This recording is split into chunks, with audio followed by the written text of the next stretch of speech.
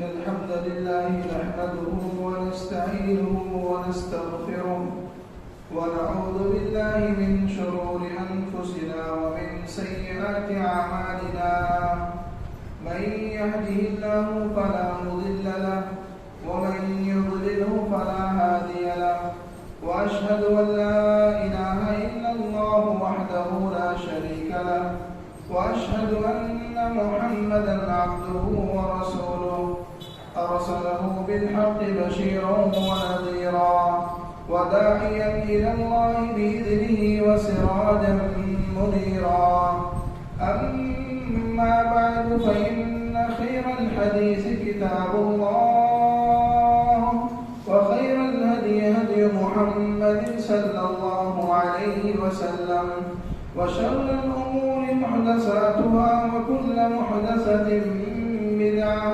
وكل بدعة ضلالة وكل ضلالة في النار. أعوذ بالله من الشيطان الرجيم. بسم الله الرحمن الرحيم. يا أيها الذين آمنوا اتقوا الله حق تقاته ولا تموتن إلا وأنتم مسلمون. يا أيها الناس اتقوا ربكم الذي خلقكم من نفس واحدة وخلق منها زوجها وبث منهما رجالا كثيرا ونساء واتقوا الله الذي تساءلون به والأرحام إن الله كان عليكم رقيبا. يا أيها الذين آمنوا اتقوا الله وقولوا قولا سديدا يصلح لكم أعمالكم ويغفر لكم ذنوبكم ومن يطع الله ورسوله فقد فاز فوزا عظيما. وقال الله تعالى في مقام آخر ومن يعمل من الصالحات من ذكر أو أنثى وهو مؤمن فأولئك يدخلون الجنة ولا يظلمون نقيرا. وقال الله تعالى في مقام آخر سبحانك لا علم لنا إلا ما علمتنا إنك أنت العليم الحكيم. رب اشرح لي صدري ويسر لي أمري واحلل عقدة من لساني يفقهوا قولي. رب زدني علما. اللهم إني أسألك علما نافعا ورزقا طيبا وعملا متقبلا. معزز سامعین، اسلامی بھائیوں، بزرگوں اور دوستوں، تمام قسم کی تعریفات، حمد و ستائش، عظمت و کبریائی، تحمید و تقدیس اس خالق کائنات، مالک ارض و سما اور مدبر انس و جاں کے لیے ہے جو ہم تمام انسانوں کا اور کائنات کی ذرہ ذرہ چیزوں کا مالک، مربی اور پالنہار ہے۔ بے شبہ درود و سلام ہو اس ذات مقدسہ مبارکہ مطہرہ پر جس کا نام نامی اسم گرام محمد رسول اللہ صلی اللہ علیہ وآلہ وسلم ہے، جنہوں نے دنیا کے اندر آ کر حق و باطل سے، نور کو تاریکی سے اور ہدایت کو گمراہی سے چھانٹ کر نمایاں اور واضح کر دیا۔ اللہم صلی علی محمد وعلى آل محمد كما صليت على إبراهيم وعلى آل إبراهيم إنك حميد مجيد. اللهم بارك على محمد وعلى آل محمد كما باركت على إبراهيم وعلى آل إبراهيم إنك حميد مجيد. معزز سامعین، خطبہ مسنونہ کے بعد میں نے آپ کے سامنے سورہ نساء سورہ نمبر 4 آیت نمبر 124 کی تلاوت کی ہے۔ اس مناسبت سے آج کے اس خطبہ جمعہ کا میرا موضوع ہے اسلام میں عورتوں کا مقام اور مرتبہ۔ معزز سامعین، انسانی زندگی کی گاڑی دو پہیوں یعنی مرد و زن پر ٹکی ہوئی ہے، اور اور زندگی کی گاڑی کو رفتار دینے کے لیے ان دونوں پہیوں کی اہمیت مسلم ہے۔ اللہ رب العزت نے جس وقت آدم علیہ السلام کی تخلیق فرمائی، ان کی انسیت کے لیے حوا علیہ السلام کو پیدا فرما کر نوع انسانی کی افزائش کا سامان مہیا کر دیا۔ مرد و زن کی جوڑی کے بغیر انسانی زندگی کی بقا کا تصور ناممکن ہے۔ اسی لیے مذہب اسلام نے ان دونوں کو ہر درجہ فضیلت بخشی ہے۔ ہمیں معلوم ہے کہ زمانے جاہلیت میں عورت کے ساتھ اور سابقہ ادیان و مذاہب میں عورت کے ساتھ مختلف ظلم و بربریت کا ظلم کیا جاتا تھا، اس کے تمام حقوق کو چھین لیا جاتا تھا۔ گھر میں صنف نادر کی پیدائش کو نہ صرف باعث ننگ و عار اور نحوست کا سبب سمجھا جاتا تھا، بلکہ اس نازک کلی کے ساتھ جانوروں کی طرح سلوک کیا جاتا تھا۔ اسلامی بھائیوں، قدیم یونان کے اندر عورتوں کو شیطان کی بیٹی اور غلاموں کا مجسمہ سمجھا جاتا تھا۔ وہ غلاموں کی طرح بازار میں عورتوں کو بیچا کرتے تھے اور میراث میں ان کا کوئی حق نہ تھا۔ رومیوں نے عورتوں کو جانور کا مقام دیا تھا۔ نکاح کو عورت کے خریدنے کا ذریعہ سمجھا جاتا تھا۔ معمولی قصور پر عورت کو قتل کر دیا جاتا تھا۔ اور اسی طریقے سے یہودیوں کے ہاں ایک عرصے تک، یعنی کافی عرصہ تک یہودیوں کے ہاں عورت انسان ہے اس بارے میں اختلاف تھا، یعنی وہ عورتوں کو انسان ماننے پر ہی تیار نہیں تھے۔ کافی عرصے تک ان کے بیچ میں یہ اختلاف رہا کہ عورت انسان بھی ہے یا نہیں ہے، اور عورتوں کو خدمت کرنے کے لیے انسان نما حیوان سمجھتے تھے۔ وہ یہ سمجھتے تھے کہ عورتیں ہمارے خدمت کرنے کے لیے ہیں اور وہ انسان کی شکل میں حیوان ہیں۔ میرے بھائیوں، اس سے بڑھ کر یہودیوں کے ہاں عورتوں کو جب عورت حیض کے پیریڈ میں، حیض کے ایام میں رہتی، اور جب ان کا منتھلی پیریڈ ہوتا ہے، جب اس ایام میں عورت رہتی تو یہودی ان کے ساتھ رہنا اور ان کے ساتھ کھانا پینا، ان کے ساتھ بیٹھنا سب کچھ چھوڑ دیتے، عورت کو الگ کر دیتے، عورت کو ناپاک سمجھتے، عورت کے ساتھ بیٹھنے کو وہ معیوب سمجھتے تھے، عیب سمجھتے تھے، اور عورت کو دور رکھا کرتے تھے اس پیریڈ میں۔ اسی لیے انس بن مالک رضی اللہ تعالیٰ عنہ فرماتے ہیں کہ اللہ کے نبی صلی اللہ علیہ وسلم نے ارشاد فرمایا ان الیہود کانوا اذا حاضت المرأة فیہم، یہودیوں کے یہاں جب عورت ایام حیض میں ہوتی تو لم یأکلوہا، وہ عورت کو اپنے ساتھ بیٹھا کر کھانا نہیں کھلاتے تھے اور نہ ہی ان کے ساتھ اٹھنا بیٹھنا کیا کرتے تھے، بلکہ عورتوں کو اپنے سے دور رکھا کرتے تھے۔ میرے بھائیوں، غور کیجیے، عورتوں کے ساتھ یہودیوں کے ہاں، یونانیوں کے ہاں، رومیوں کے ہاں عورتوں کے اوپر ظلم و زبر اور ظلم و بربریت کا شکار عورتوں کو بنایا تھا۔ اور اسی طریقے سے عیسائیوں کے ہاں عورت کو کیا سمجھتے تھے معلوم ہے؟ عیسائیوں کے ہاں عورت کو سمجھتے تھے یہ نیکی کی راہ میں رکاوٹ ہے، یہ عورت نیکی کی راہ میں رکاوٹ بن کر آئی ہے، اور عورت کو عیسائی لوگ سمجھتے تھے کہ یہ بچہ پیدا کرنے کی مشین ہے۔ اللہ اکبر۔ میرے بھائیوں، غور کیجئے، ہر مذہب کے اندر اور تمام ادیان و مذاہب کے اندر سوائے اسلام کو چھوڑ کر کے تمام مذاہب کے اندر عورت کے ساتھ ظلم و بربریت کی گئی ہے، اور ظلم و بربریت کا پہاڑ جو ہے توڑا گیا ہے۔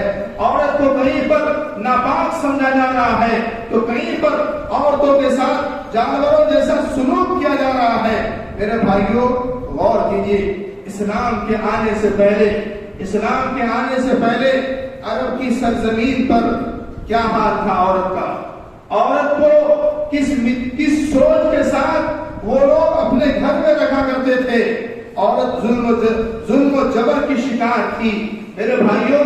لیکن وہ وقت یاد کیجیے جب کوہ صفا کی پہاڑی سے اور کوہ صفا کے پہاڑ سے جب اسلام کی روشنی کی کرن پھوٹتی ہے اور اسلام کی تعلیمات کو لے کر امام کائنات جناب محمد رسول اللہ صلی اللہ علیہ وسلم آتے ہیں اور اسلام کی دعوت کو لے کر کے پوری دنیا کے اندر اس کی روشنی کو پھیلاتے ہیں تو اللہ کے نبی جناب محمد رسول اللہ صلی اللہ علیہ وسلم نے عورتوں کو وہ عزت دیا ہے, وہ مقام دیا ہے, وہ توقیر دی ہے اور وہ عہدہ دیا ہے جو عزت اور جو مقام کوئی اور مذہب, کوئی اور دین اور کوئی اور جو ہے ماننے والے لوگ نہیں دے سکتے ہیں.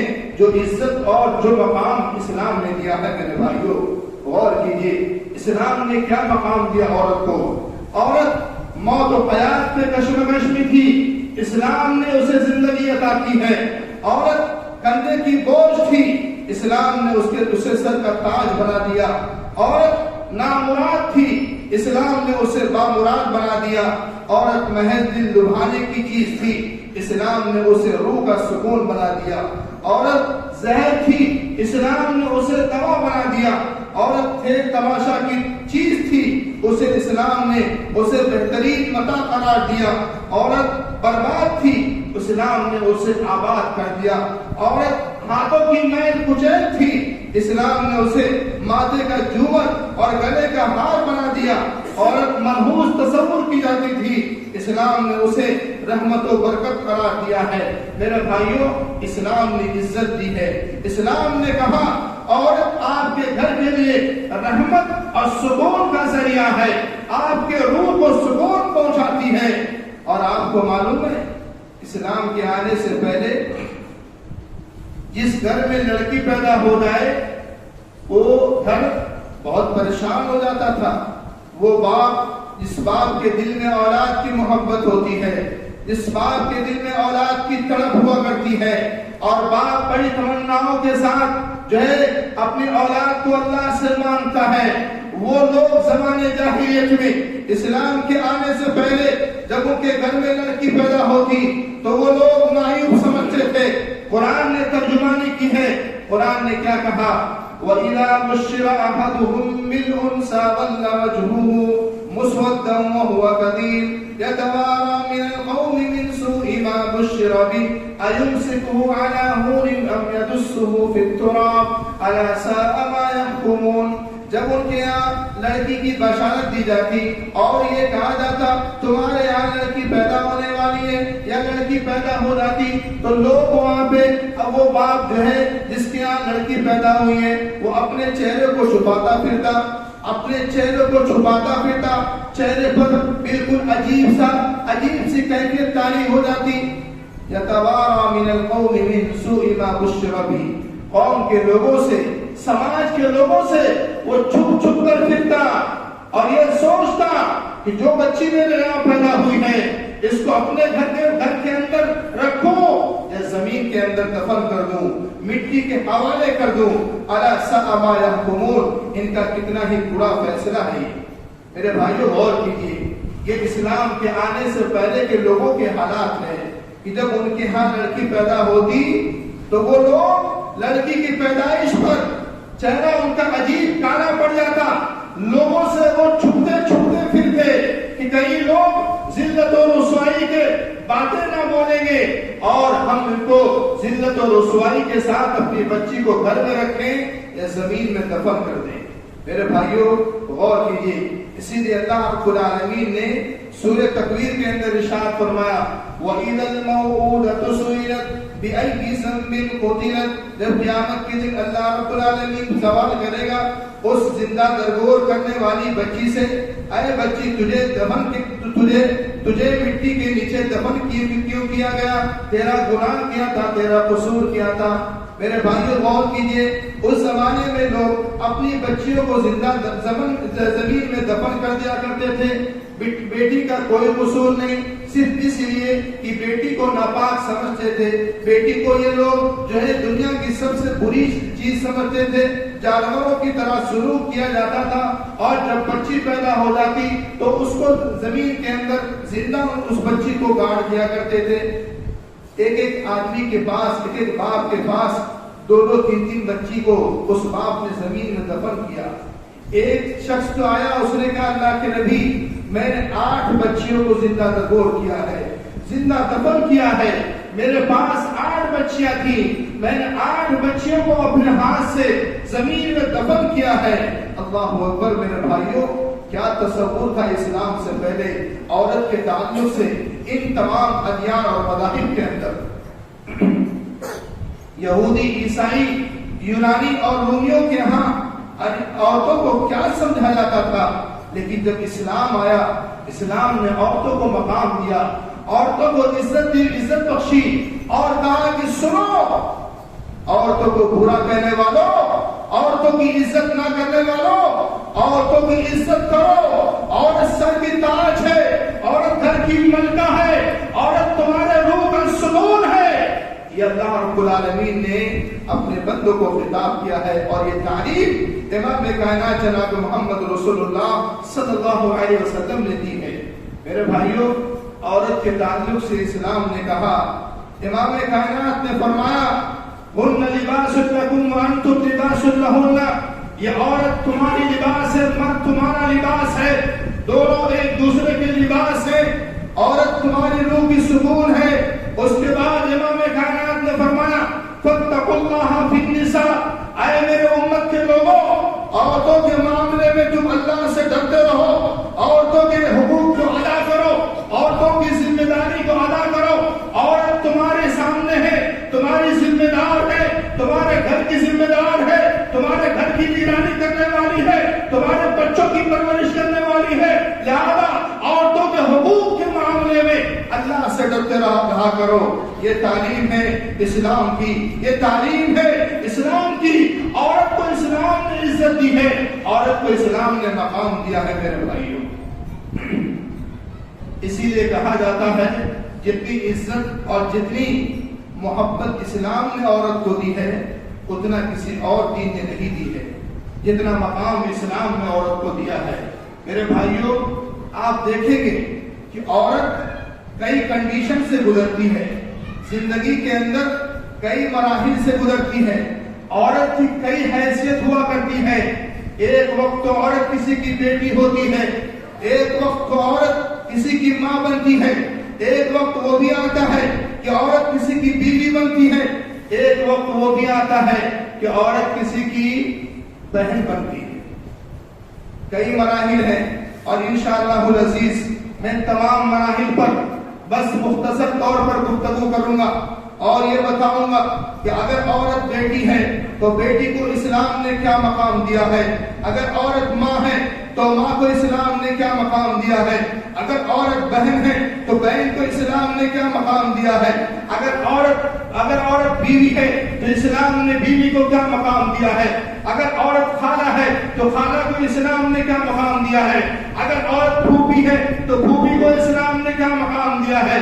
انشاءاللہ العزیز میں تمام چیزوں پر مختصر طور پر گفتگو کروں گا، اور اپنے بھائیوں سے، ماں اور بہنوں سے بتاؤں گا کہ غور سے باتوں کو سنیں اور سمجھیں کہ آپ کو، میری ماں اور بہنوں، آپ کو اسلام نے گلے کا ہار بنا کر پیش کیا ہے، آپ کو جو عزت دی ہے، جو مقام دیا ہے، قیامت کی صبح تک کوئی دین اور کوئی مذہب رہتی دنیا تک جو اسلام نے آپ کو مقام دیا ہے، وہ مقام کوئی اور نہیں دے سکتا ہے۔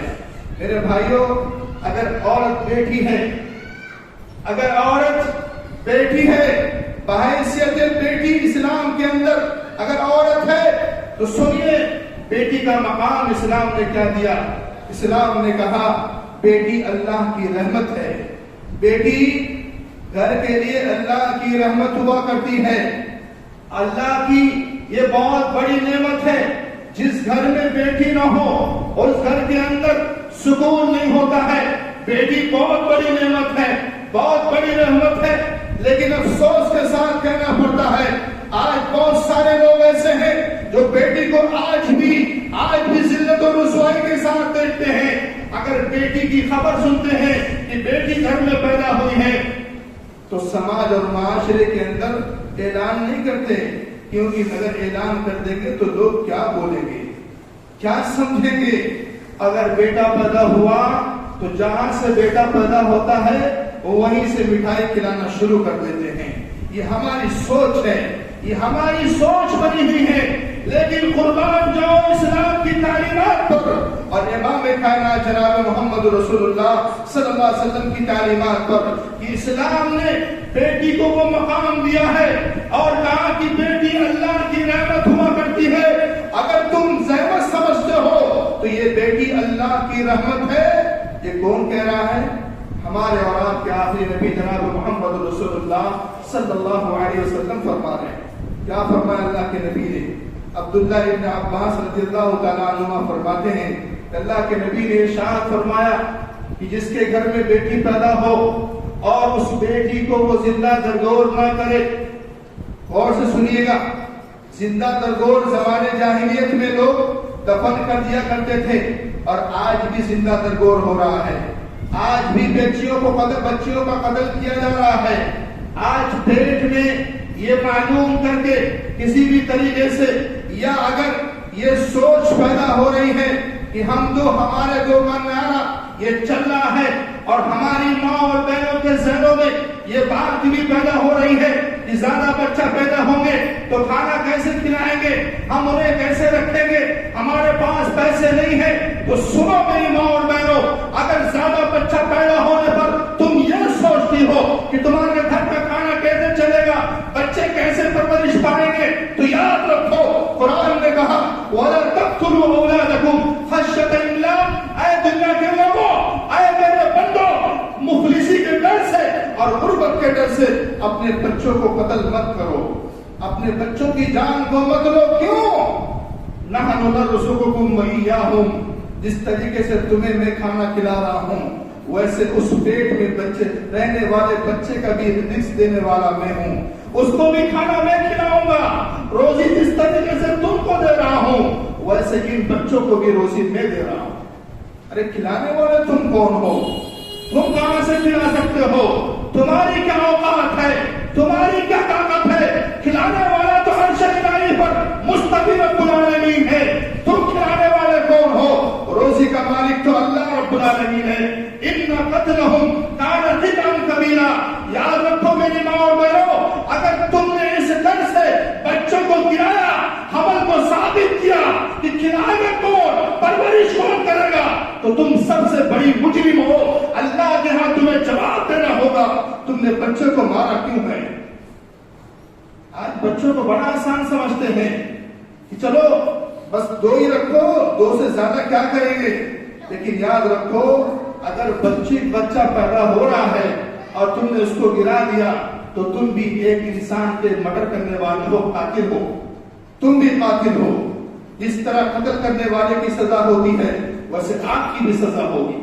اسی لیے میرے بھائیوں، اگر بچی پیدا ہو اور آپ نے اس کو زندہ درگور نہیں کیا تو اللہ کے نبی صلی اللہ علیہ وسلم نے فرمایا کہ جس کے گھر میں بچی پیدا ہو اس نے بچے کو مارا نہیں اور نہ ہی اس کو ذلت و رسوائی کی طرح دیکھا اور نہ ہی اپنے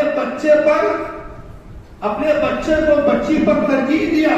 یہ بھی یاد رکھیے گا، یہ حدیث کہہ رہی ہے کہ اگر آپ کے پاس لڑکا ہے، لڑکی پیدا ہو گئی تو آپ اپنے لڑکے کو آگے نہ رکھیں کہ بچی کو چھوڑ دیا، لڑکی ہے چھوڑ دو.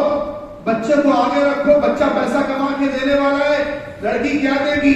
لڑکی کو آپ جو ہے نیچی نگاہ سے دیکھ رہے ہیں اور بچے کو آگے بڑھا رہے ہیں، بچے کو پڑھا رہے ہیں، لڑکی کو کچھ نہیں کر رہے ہیں. ایسا بھی نہیں ہونا چاہیے، بلکہ دونوں اولاد آپ کی ہے، دونوں کو ایک نگاہ سے دیکھنا ہے، دونوں کی عزت کرنا ہے.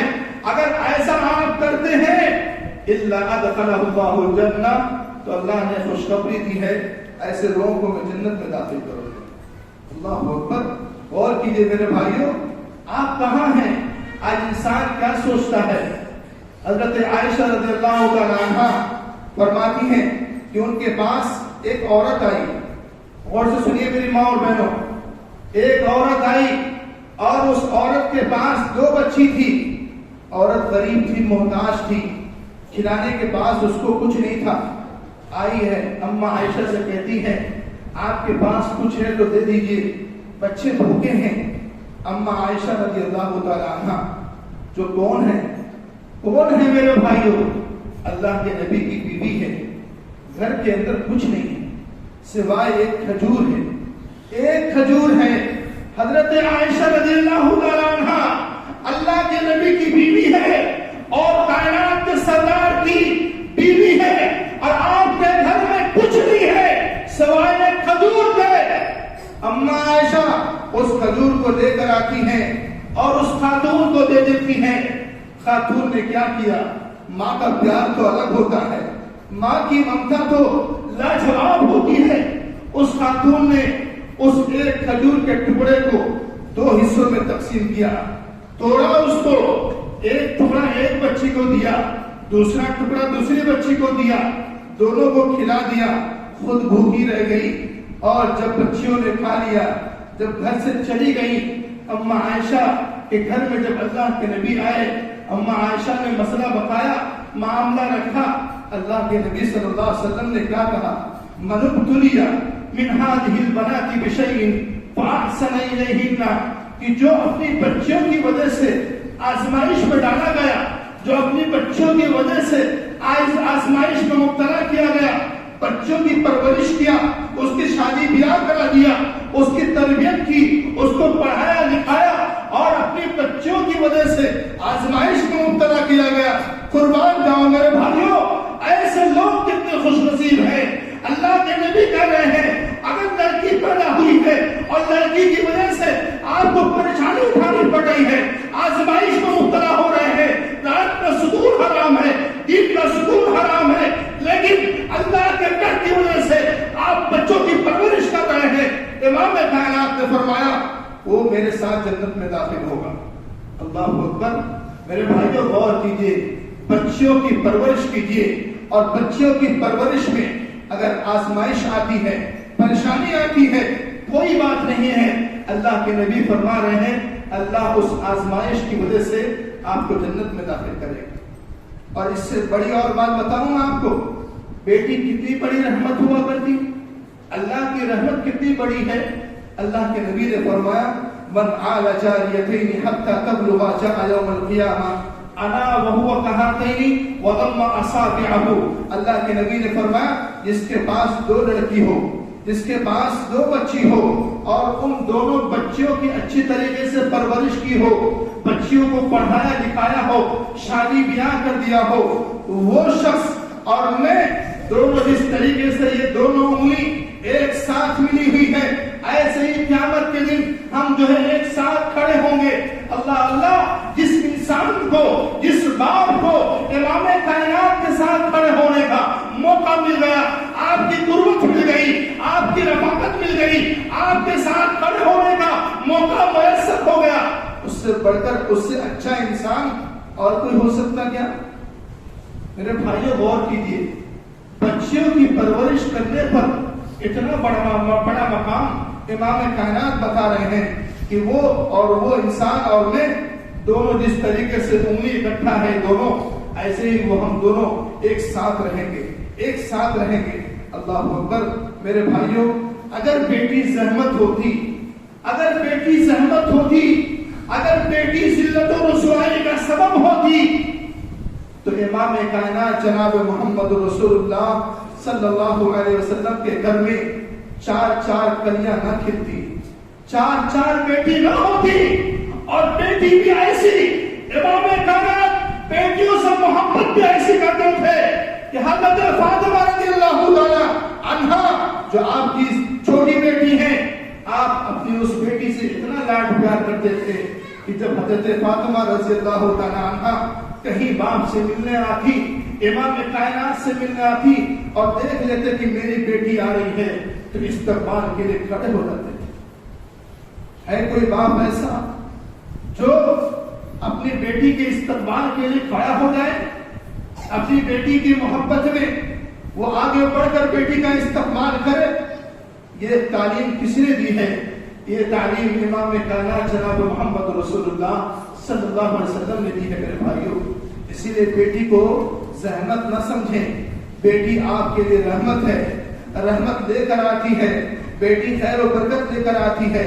بیٹی گھر کا سرمایہ ہوتی ہے. اور آپ کو ایک بات بتاؤں کہ بہت پتے کی بات بتا رہا ہوں. میرے پاس بھی اولاد ہے لیکن سب اولاد نرینہ ہے. میرے پاس کوئی بیٹی نہیں, لیکن آپ کو ایک بات بتانا چاہتا ہوں کہ جس گھر میں بیٹی ہوتی ہے وہ گھر تو بارورت ہوتا ہی ہوتا ہے. لیکن آپ کو ایک بڑی بات یہ بتانا چاہوں گا کہ بیٹا آپ کا شادی کے بعد آپ کا ساتھ چھوڑ سکتا ہے, لیکن بیٹی کی شادی کے بعد بھی بیٹی اگر مر رہی ہوتی ہے, بیمار ہوتی ہے اور سنتی ہے میرا باپ بیمار ہے, میری ماں بھی بستر پر ہے, تو وہ بیماری کی حالت کو چھوڑ کر کے بھی باپ اور ماں کے ساتھ آتی ہے, بیٹھتی ہے, ماں باپ کا حال چال پوچھتی ہے, خیریت لیتی ہے. یہ بیٹی کے اندر ہے میرے بھائیوں, یہ محبت ہے. اسی لیے بیٹی سے محبت کرو میرے بھائیوں, بیٹی سے محبت کرو. آج ہمارے سماج کا حال کیا ہے؟ اگر اللہ نے آپ کو لگاتار 2-3 بیٹیاں دے دی ہیں تو ہمارے لوگوں کا حال کیا ہے کہ بیوی پر غصہ کرتے ہیں. ارے تو ہی اچھی نہیں ہے اس لیے تو لگاتار بیٹی ہو رہی ہے. میرے بھائیوں اس میں بیوی کا قصور کیا ہے؟ بیوی کا قصور کیا ہے؟ قصور تو آپ کا بھی ہو سکتا ہے, آپ کا بھی ہو سکتا ہے. آپ بیوی پر انگلی کیوں اٹھا رہے ہیں؟ ارے آپ کو نہیں معلوم ہے, آپ قرآن اٹھائیے, قرآن نہیں پڑھتے ہیں آپ. سورہ شورى ہے, آیت نمبر 50 ہے. اللہ نے فرمایا ہے کہ للہ ملک السماوات والارض, آسمان اور زمین کا مالک میں ہوں. یخلق من یشاء, میں جسے چاہتا ہوں لڑکا دیتا ہوں, جسے چاہتا ہوں لڑکی دیتا ہوں. او یزوجہم ذکرانا و اناثا, اور جسے چاہتا ہوں لڑکا بھی دیا لڑکی بھی دیا. اور ویجعل من یشاء عقیما, اور جسے چاہا بانجھ بھی بنا دیا, کچھ نہیں دیا. یہ میرے ہاتھ میں ہے, کسی انسان کے ہاتھ میں نہیں ہے. میرے بھائیو غور کیجیے, یاد رکھیے اگر کسی کو لڑکا ہو یا کسی کو لڑکی ہو, اس میں قصور عورت کا یا مرد کا نہیں ہوتا ہے, کوئی قصور نہیں ہے, بلکہ اللہ نے آپ کے مقدر میں صرف لڑکا رکھا ہے, آپ کے مقدر میں صرف لڑکی رکھی ہے. اگر اولاد مانگنا ہے تو اللہ سے کہیے اے اللہ مجھے لڑکا بھی نصیب فرما دے. یہ اللہ سے کہیے میرے بھائیو, یہ اللہ رب العالمین جو ہے اولاد دینے والا ہے. اس لیے میرے بھائیو بیٹی اللہ کی کیا ہے؟ رحمت ہے. اس کا بالکل کبھی بھی بیٹی کی رسوائی مت کیجیے گا, بیٹی کی ذلت و رسوائی کبھی بھی کسی کے سامنے مت کیجیے گا, بلکہ بیٹی ہمارے اور آپ کے لیے اللہ کی رحمت بن کر آئی ہے. اسی طریقے سے عورت کا ایک روح کیا ہے؟ ماں بھی ہوتی ہے. عورت بحیثیت ماں کو اسلام نے کیا مقام دیا؟ بہت بار آپ نے سنا ہوگا ماں کی عظمت یہ ہے, ماں کا مقام یہ ہے.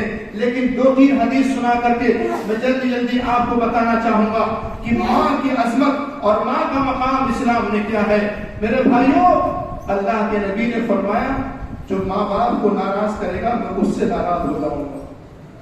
یاد رکھیے گا میرے بھائیوں, اللہ نے فرمایا, اللہ کے نبی نے فرمایا کہ جو ماں باپ کو ناراض کرے گا میں اس سے ناراض ہو جاؤں گا, اور ماں باپ کی رضامندی میں میری رضامندی ہے.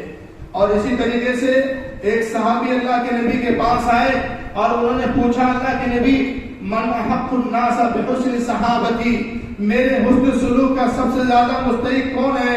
اللہ کے نبی نے فرمایا امک, تیری ماں. پھر پوچھا کہ میرے اچھے سلوک کا میں سب سے زیادہ مستحق کون ہے؟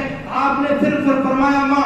تیسری مرتبہ پھر پوچھا, آپ نے فرمایا ماں. چوتھی مرتبہ پھر پوچھا, آپ نے فرمایا تیرا باپ ابو. یعنی 3 مرتبہ ماں کا نام لیا ہے اور چوتھی مرتبہ باپ کا نام لیا. ماں کا مقام کتنا اونچا ہے میرے بھائیوں.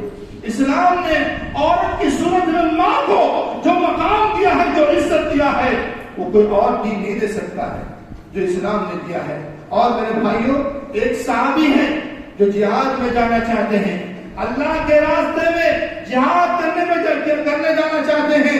جہاد کتنا بڑا فضیلت کا حامل ہے, کتنا بڑا مقام اس میں ہے. لیکن اللہ کے نبی سے پوچھا اللہ کے نبی میں جہاد میں جانا چاہتا ہوں, غزوے میں شریک ہونا چاہتا ہوں, آپ کا مشورہ لینے آیا ہوں, آپ کی رائے لینے آیا ہوں. اللہ کے نبی نے فرمایا کیا تیری ماں زندہ ہے؟ صحابی نے کہا اللہ کے نبی میری ماں زندہ ہے. اللہ کے نبی نے فرمایا فلزمها اپنے ماں باپ ماں کے ساتھ رہو, حسن سلوک کرو, خدمت کرو. کیوں؟ ماں کے قدموں کے نیچے جنت ہے. ماں کے ساتھ اچھا برتاؤ کر کے جنت کو حاصل کر لو. اللہ اکبر, کیا بڑا مقام ہے میرے بھائیوں. آج ماں شادی ہوئی, ماں کو ایک کونے میں کر دیا, ماں کو کسی اور گھر میں شفٹ کر دیا. ماں کھانا کھائے یا نہ کھائے, ماں رات بھر روئے.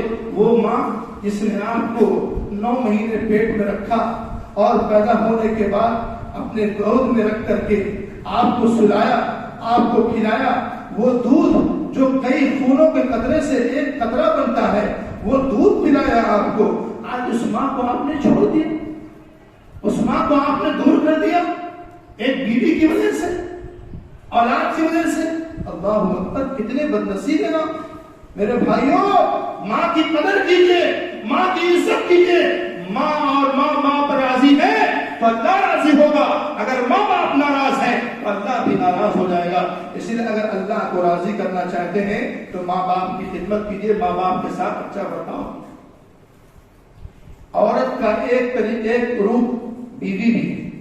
عورت بحیثیت بیوی کو اللہ نے کیا مقام دیا ہے. آج ہم اور آپ بیوی کے تعلق سے ہماری سوچ کیا بنی ہے, سب کی بات نہیں کرتا ہوں لیکن کچھ لوگوں کی بات کرتا ہوں. ہماری سوچ یہ بنی رہتی ہے کہ بیوی میری نوکرانی ہے, میرا کپڑا دھلے گی, میرا کھانا بنائے گی. ٹھیک ہے, آپ کی خدمت کرے گی, اس کا فرض ہے, لیکن وہ آپ کی نوکرانی نہیں بلکہ وہ گھر کی ملکہ بن کر آئی ہے. گھر کی وہ بادشاہ ہے, گھر کے اندر وہ رونق ہے, گھر کے اندر وہ گھر کی ذمہ دار ہے. آپ اس کو ملکہ بنا کر رکھیے. بیوی کو اللہ نے جو مقام دیا ہے, کیا کہا بیوی کے تعلق سے؟ اللہ نے فرمایا وَعَاشِرُوهُنَّ بِالْمَعْرُوفِ, بیوی کے ساتھ اچھا سلوک کرو. اگر اچھا سلوک نہیں کرو گے اللہ کے یہاں تمہاری پکڑ ہوگی. امام کائنات نے فرمایا خیرکم لأہلہ, تم میں بہتر وہ انسان ہے جو اپنے بیوی کے ساتھ اچھا ہو, اپنی بیوی کے ساتھ بہتر ہو, وہی انسان تم میں بہتر ہے. اور اس کے بعد امام کائنات نے فرمایا الدنیا کلھا متاع, دنیا کی تمام چیزیں سامان ہیں لیکن سب سے بہترین سامان المرأۃ الصالحہ, نیک اور اچھی بیوی ہے. نیک اور اچھی بیوی یہ دنیا کی سب سے بہترین سامان ہے. ایک صحابی آئے اور انہوں نے پوچھا, جن کا نام معاویہ بن حیدر رضی اللہ تعالیٰ عنہ, وہ پوچھتے ہیں یا رسول اللہ, اللہ کے نبی بیوی کا حق ہم پر کیا ہے؟ اللہ کے نبی نے کیا پیارا جواب دیا, کیا پیارے جواب دیا. تعلیم سنیے, اللہ کے نبی نے فرمایا تمہارے اوپر بیوی کا حق یہ ہے ان تطعمها اذا طعمت, جو تم خود کھاؤ وہ اپنی بیوی کو کھلاؤ, جو تم خود کھاؤ اپنی بیوی کو کھلاؤ. تکسوها اذا اکتسیت, جو کپڑا تم خود پہنو وہ اپنی بیوی کو بھی پہناؤ. آج ہمارا کیا حال ہے, اچھا کپڑا پہنیں گے, اچھا لباس پہنیں گے اور بیوی کو کوئی 200 300 400 روپے والا ڈریس لا کر دے دیں. کیا بیوی نوکرانی ہے آپ کی؟ بیوی آپ کے لیے فخر کی بات ہے. آپ اگر اس کی عزت کریں گے وہ بھی آپ کی عزت کرے گی. آپ پہلے اس کی قدر تو کیجئے, بیوی کو گھر کی ملکہ تو بنائیے. میرے بھائیوں, اللہ کے نبی نے فرمایا جو تم خود پہنو وہ اپنی بیوی کو پہناؤ. اس کے بعد ایک بڑی بات اللہ کے نبی فرما رہے ہیں, اور سے سنیے میرے بھائی, یہ باتیں آپ کے لیے. اللہ کے نبی نے فرمایا اگر کبھی کبھار تمہارے اور بیوی کے درمیان کوئی معاملہ ہو جائے, اختلاف ہو جائے, کسی بات کو لے کر کوئی مسئلہ چھڑ جائے, ولا تضرب الوجه, اس کے چہرے پر مت مارنا, اس کے چہرے پر تماچا مت مارنا. آپ ڈانٹ دینا اور اس کا کوئی دوسرا طریقہ اختیار کر لینا, لیکن اس کے چہرے پر مت مارنا. میرے بھائیوں غور کیجیے, اللہ کے نبی صلی اللہ علیہ وسلم کی تعلیم کتنی پیاری ہے. اللہ کے نبی گھر کو ٹوٹنے سے بچاتے تھے. اللہ کے نبی کی تعلیم یہ ہے کہ گھر نہ ٹوٹے, میاں بیوی کے درمیان محبت قائم رہے, کبھی طلاق کی نوبت نہ آئے. ولا تضرب الوجه, چہرے پر مت مارنا. ولا تقبل, اور کبھی کبھار ایسا مسئلہ ہو جائے تو یہ نہ کہنا تیری ماں ایسی تو تیرا باپ ایسا، تیری ماں اس خاندان کی تو تیری بہن اس خاندان کی. کبھی یہ مت کہنا، اس کو برا بھلا مت بولنا، اس کی عزت سے مت کھیلنا. وہ بھی انسان ہے، تم بھی انسان ہو، غلطی اس سے بھی ہو سکتی ہے جس طرح تم سے غلطی ہو سکتی ہے. یاد اگر غلطی ہو جائے بیٹھ کر معاملے کو سلجھا لینا، لیکن چہرے پر مت مارنا اور کبھی بھی اس کے خاندان کو برا بھلا مت بولنا. وَلَا تَهْجُرْ إِلَّا فِي الْبَيْتِ، اور کبھی معاملہ ہو جائے تو گھر چھوڑ کر کے بیوی کو چھوڑ کر بھاگ مت جانا. بیوی کو چھوڑ کر بھاگ مت جانا، بلکہ گھر میں رہ کر کے مسئلے کو سلجھا لینا. اللہ اکبر. یہ تعلیم کوئی آپ کو دے سکتا ہے؟ طلاق کی نوبت کیوں آتی ہے؟ معاملہ خراب کیوں ہوتا ہے؟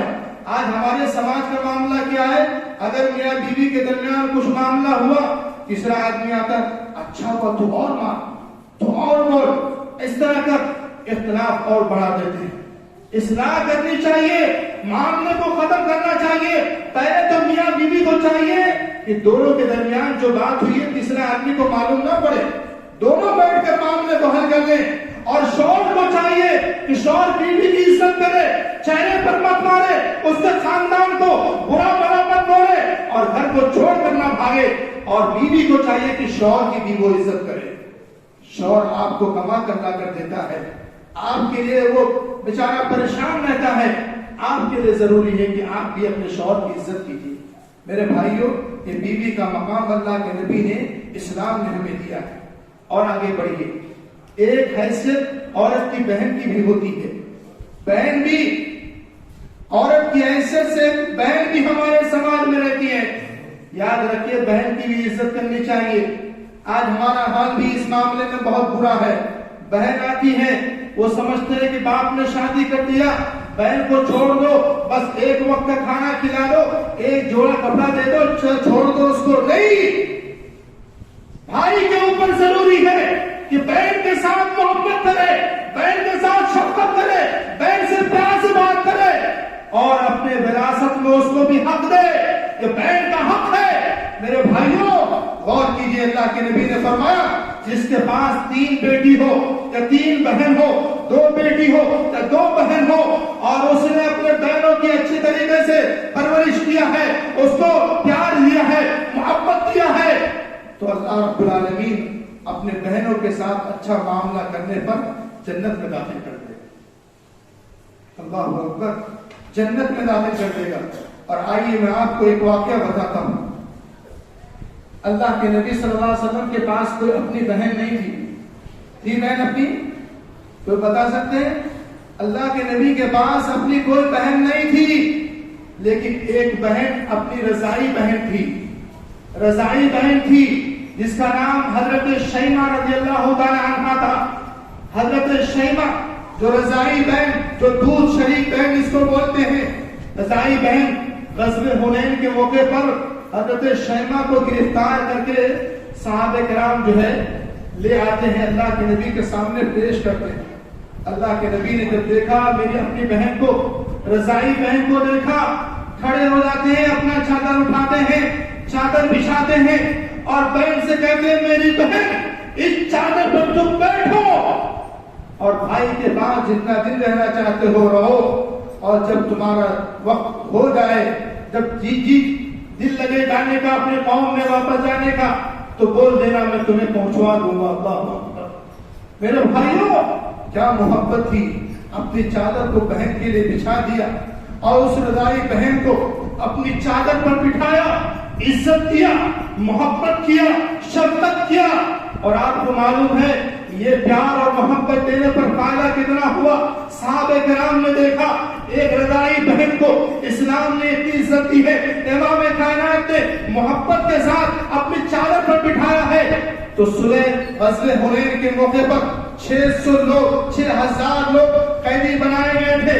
وہ 6000 لوگ اسلام قبول کر لیتے ہیں اور یہ کہتے ہیں جس اسلام نے رضائی بہن کو اتنا بڑا مقام دیا ہے تو اپنی بہن کا مقام کتنا اونچا ہوگا. میرے بھائیوں یہ اسلام کی تعلیم ہے. اور اگر عورت خالہ ہے تو خالہ کے تعلق سے اسلام نے کیا بڑی بات کہی.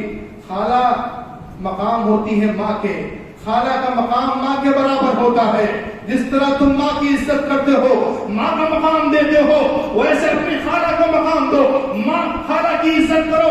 خالہ بھی تمہاری ماں کی شکل میں ہے, ماں ہے تمہاری, ماں کی بہن ہے, گویا کہ وہ تمہاری ماں ہے. میرے بھائیوں, خالہ کو بھی ماں کہا گیا ہے, اس لیے خالہ کی بھی عزت کرنی چاہیے. اور عورت ایک پھوپھی بھی ہوا کرتی ہے, جو ہمارے باپ کی بہن ہوتی ہے اس کو ہم پھوپھی بولتے ہیں. یاد رکھیے, اللہ کے نبی کی پھوپھی کون تھی؟ صفیہ بنت عبد المطلب. صفیہ بنت عبد المطلب آج کی پھوپھی ہے. جب آپ نے گوئے صفا کے اس پہاڑ سے جب آپ نے دعوتی مشن کا آغاز کیا تو آپ نے کہا تھا, یا صفیہ بنت عبد المطلب فإنی لا اغنی عنکم من اللہ شیئا. اے میری پھوپھی عبد المطلب کی بیٹی, آج دنیا میں جو کچھ مانگنا ہے مانگ لے, لیکن قیامت کے میدان میں تیرے بھی کام نہیں آ سکتا. اللہ اکبر. میرے بھائیوں, جب ایک نبی اپنے پھوپھی کے کام نہیں آ سکتا اور پھوپھی کو سامنے رکھ کر کہہ رہا ہے کہ اے پھوپھی, اے عبد المطلب کی بیٹی, دنیا کے اندر جو کچھ مانگنا ہے مانگ لے, لیکن آخرت میں تیرے بھی کام نہیں آؤں گا. فإنی لا اغنی عنک من اللہ شیئا. اللہ اکبر. اور کون ہے دنیا کے اندر ایسی ذات جو کسی کے کام آ جائے؟ میرے بھائیوں, اسی لیے میں آپ کو بتانا چاہوں گا, آج جو میں نے باتیں اور بھی ہیں, لیکن بس میں صرف یہ بتانا چاہوں گا کہ اسلام نے عورت کو مقام دیا ہے. چاہے وہ عورت بیٹی ہو, بیٹی کو عزت دیا. چاہے وہ عورت ماں ہو, ماں کو عزت دیا. چاہے وہ عورت بہن ہو, بہن کو عزت دیا. چاہے وہ عورت بیوی ہو, بیوی کو عزت دیا. چاہے وہ عورت خالہ ہو, خالہ کو عزت دیا. چاہے وہ عورت پھوپھی ہو, پھوپھی کو اسلام نے عزت دیا ہے. لہذا میرے بھائیوں, عورتوں کی عزت کیجیے, بیوی کی عزت کیجیے, ماں کی قدر کیجیے, اور بیٹی کو رحمت بنا کر رکھیے. بہن کے ساتھ پیار کیجیے اور خالہ کے ساتھ ماں جیسا سلوک کیجیے, اور پھوپھی کو بھی عزت دیجیے. انشاءاللہ العزیز جب یہ عزت آپ دیں گے تو یاد رکھیے, گھر کے اندر ایک گلدستہ بنے گا, اور وہ گلدستے سے جو مہک پھوٹے گی وہ مہک دنیا کے کونے کونے اور چپے چپے میں جائے گی. کبھی بھی وہ مہک ختم نہیں ہو سکتی ہے, اختلاف کی بیچ نہیں آ سکتی ہے. اللہ رب العزت سے دعا ہے کہ رب العالمین ہم تمام لوگوں کو عورتوں کی عزت کرنے کی توفیق عطا فرما, بیوی کی عزت کرنے کی توفیق عطا فرما, ماں کی قدر کرنے کی توفیق عطا فرما, اور بیٹی کو رحمت بنا کر رہنے کی توفیق عطا فرما. اے رب العالمین ہم تمام لوگوں کے گھر کو امن و سکون والا گھر بنا دے, ہمارے سماج کے اندر امن و شانتی پیدا فرما دے, ہمارے وطن کے اندر محبت کی فضا قائم کر دے. رب العالمین ہمارے وطن کو ایک بہترین وطن بنا دے, ہمارے اس ہندوستان کو بہترین ہندوستان بنا دے, اور ہم سب کو مل جل کر رہنے کی توفیق عطا فرما دے. جو پریشان حال ہیں ان کی پریشانی دور کر دے, اور جو عزت کے لیے ترس رہے ہیں اے اللہ ان کو عزت عطا فرما دے. جو پیسے کے لیے پریشان ہیں اے اللہ ان کو حلال روزی عطا فرما دے. جو دنیا سے جا چکے ہیں ان کی قبر کو نور سے منور کر دے, جنت الفردوس میں اعلیٰ مقام نصیب فرما دے. رب العالمین ہم تمام لوگوں کو مل جل کر رہنے کی توفیق عطا فرما دے. آمین یا رب العالمین.